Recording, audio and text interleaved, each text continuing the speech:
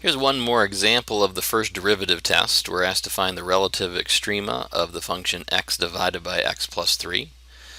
As we've already been seeing, we're going to need to start with a derivative.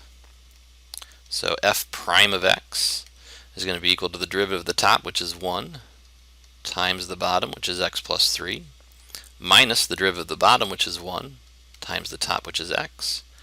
We're going to divide all of that by the bottom, which is x plus 3 squared. Simplifying the top, we're going to have an x minus an x. Those are going to disappear. We're just going to end up with 3 over x plus 3 squared. Now, we're interested in places where we have vertical asymptotes, places where the original function is undefined, in this case when x is negative 3. We're also interested in critical numbers.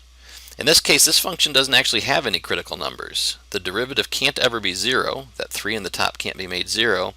And the 0 that we get from the bottom is a negative 3, which isn't in the domain of the original function. So once again, a fairly simple sign chart for us. We're only going to need to consider negative 3. We'll want to test the derivative to the left and the right of that. So for instance, we can consider f prime of negative 4 on the left, f prime of 0 on the right. If I plug negative 4 in, I'm going to get negative 4 plus 3 is negative 1, but when I square that I get positive 1.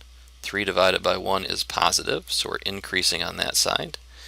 I plug 0 in for x. In the bottom I get 3 squared, that's 9. 3 over 9, that's 1/3, still positive.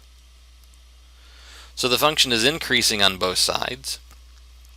It doesn't change, and even if it did change, we still wouldn't have a relative anything at negative 3 because negative 3 is not in the domain of the function. So this function has no relative extrema. And that happens sometimes. Sometimes we do a whole bunch of calculus and we find out that we don't have any of the things that we were looking for. But that's something we've learned. As always, I encourage you to graph this on your calculator, take a look at it, and verify for yourself that this doesn't have any relative extreme points.